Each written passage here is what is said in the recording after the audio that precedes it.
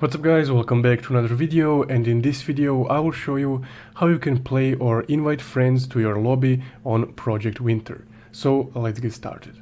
Now first off, let's go ahead and create a lobby. So just click host game right here. Now you can select the game mode, so let's say classic, and I will just rename this, for example like this, and I will just lock it for this example. But if you want other people to join outside of your friend list, you can leave it unlocked. Now I will just click host right here,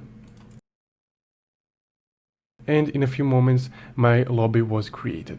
So from here to invite friends, I will just click invite on Epic, or if this is on Steam, if you bought this game on Steam, this will say invite on Steam. So just go ahead and click this option.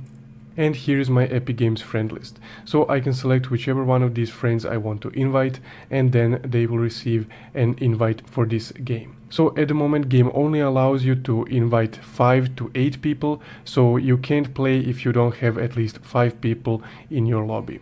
So once you invite your friends, you can just click ready, and then the game will start. So that's guys how you can invite friends or play multiplayer on Project Winter. If you like this video, don't forget to leave a like and subscribe. Thank you for watching.